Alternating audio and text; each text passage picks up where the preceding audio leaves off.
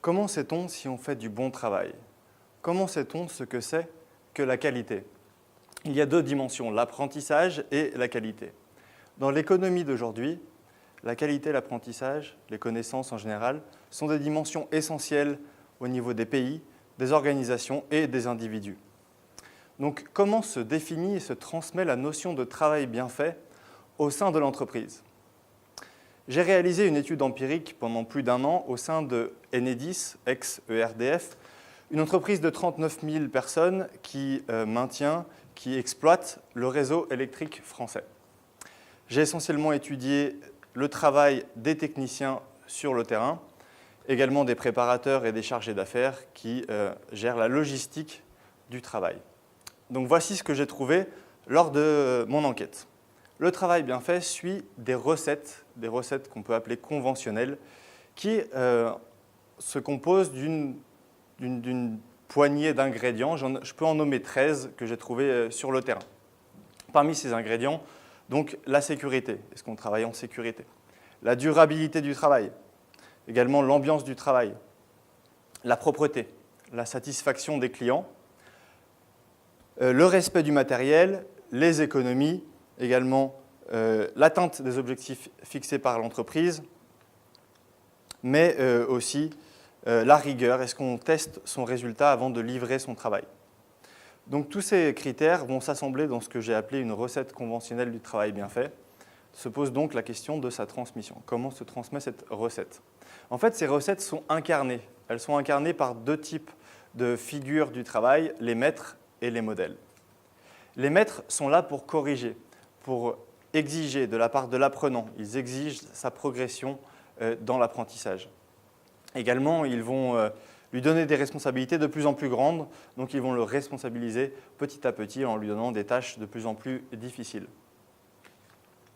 Le maître a une relation personnelle et récurrente avec l'apprenant, ce qui le distingue de ce que j'ai appelé les modèles. Les modèles sont là pour être consultés. Quand on a un problème, on a besoin de questions, on va aller chercher des personnes dont on sait qu'elles peuvent nous apporter des réponses concrètes. Donc il y a différents types de modèles. Il y a les modèles de performance, les plus rapides, les plus performants de manière générale, les plus productifs, mais aussi les modèles de connaissance, ceux qui ont réponse à tout, ceux qui connaissent tout sur tout. Ou les spécialistes. Par exemple, chez Enedis, le spécialiste des colonnes montantes, le spécialiste de l'électricité en souterrain ou de la haute tension. Il y a aussi les modèles d'implication, ceux qui sont le plus impliqués, ou même les anti-modèles, ceux qu'il ne faut absolument pas imiter.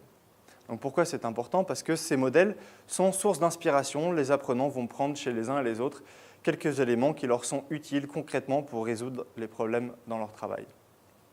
Mais les maîtres et les modèles n'improvisent pas ce qui est bien ou ce qui n'est pas bien au jour le jour.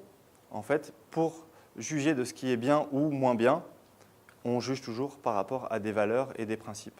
C'est ce que j'ai appelé la mémoire des fondements identitaires. Donc, j'illustre à partir de deux valeurs que j'ai trouvées au sein de Enedis.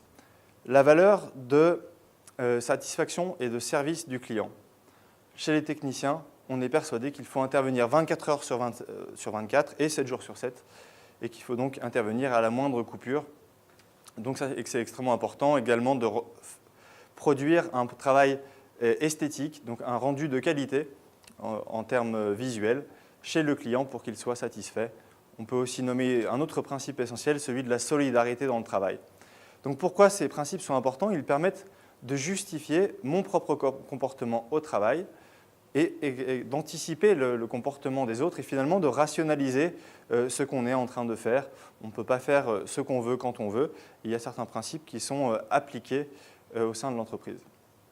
Voilà donc un troisième type de mémoire. J'ai parlé des recettes conventionnelles, des figures du travail, des fondements identitaires et le quatrième type, c'est la mémoire des épreuves communes. En fait, ces principes, ces valeurs ne sont pas abstraits, ils sont mis à l'épreuve dans la réalité du travail. Mis à l'épreuve, ça veut dire que c'est à la fois un test et une preuve que le travailleur les met réellement en application tous les jours dans le travail, très concrètement. Donc pourquoi des preuves? Pourquoi on a besoin de preuves dans le travail, dans une entreprise?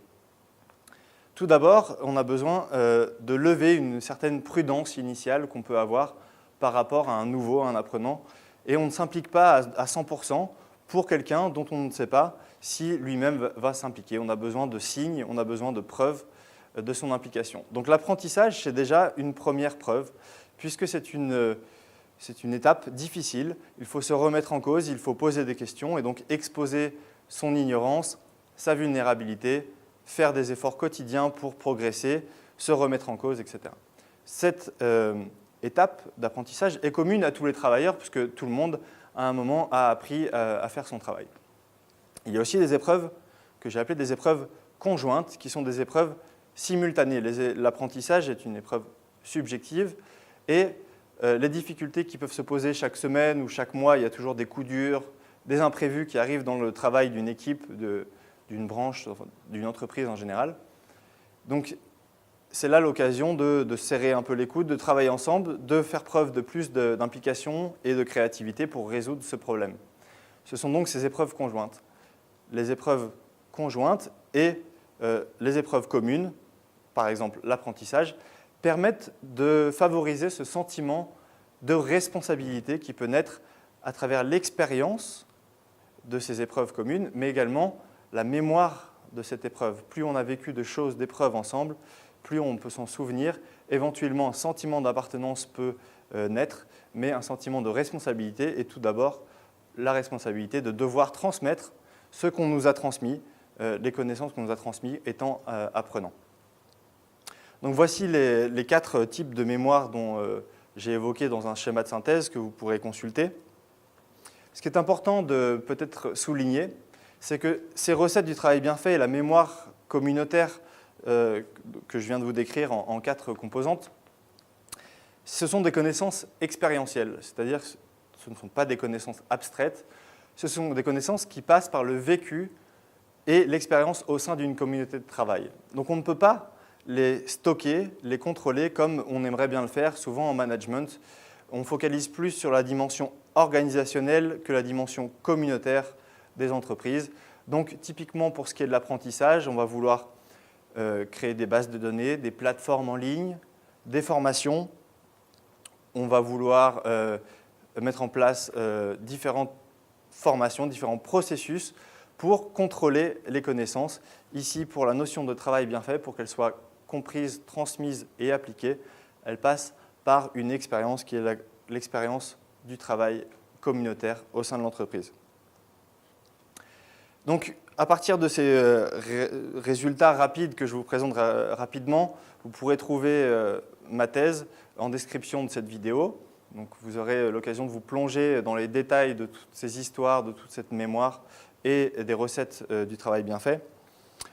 Si je pose quelques questions, en fait, quelles sont les implications, je pourrais dire, est-ce que dans votre entreprise, il y a une main-d'œuvre stable qui permet de faire vivre, de faire survivre cette mémoire communautaire et ces notions de travail bien fait? Parmi les questions qui se posent également, est-ce qu'il y a une variété de générations et une variété d'expériences au sein de l'entreprise qui permettent cette discussion? Au sein de l'organisation du travail, est-ce que, puisque cet apprentissage finalement est assez invisible, invisible aux indicateurs, invisible au budget, est-ce qu'on n'a pas tendance à couper un peu trop en anglais on dit slack, trop de mou, et de rendre les processus de travail si courts qu'on n'a pas le temps de critiquer le travail, de discuter, d'observer, de remettre en cause et de progresser au sein des travailleurs entre eux? Est-ce qu'ils ont réellement le temps de partager ces histoires sur le travail et en fait, de transmettre cette notion de travail bien fait? D'autres questions qui peuvent se poser, est-ce que les formateurs, s'il y a des formateurs dans votre entreprise, est-ce qu'ils connaissent cette notion du travail bien fait? Est-ce qu'il y a un écart entre les objectifs fixés par l'entreprise et la notion de travail bien fait partagée au sein des travailleurs? Ou d'ailleurs, est-ce qu'il y a différentes recettes au sein de l'entreprise, au sein des travailleurs? Est-ce qu'il y a un écart entre la perception du management et la perception des travailleurs sur ce que peut être le travail bien fait? Comment on peut ouvrir le débat sur la notion de travail bien fait au sein de l'entreprise? Quel serait l'effet de ce débat non seulement sur comment on fait pour bien travailler ensemble, quels sont les moyens dont on a besoin, qu'on va exiger de la direction ou de l'organisation des travailleurs. Qu'est-ce que c'est déjà? Comment elle se compose, cette notion de travail bien fait? Donc voici quelques questions qui peuvent se poser suite à ma recherche doctorale. Je vous invite à les consulter. J'espère que ces quelques éléments apporteront des pensées et des pratiques positives.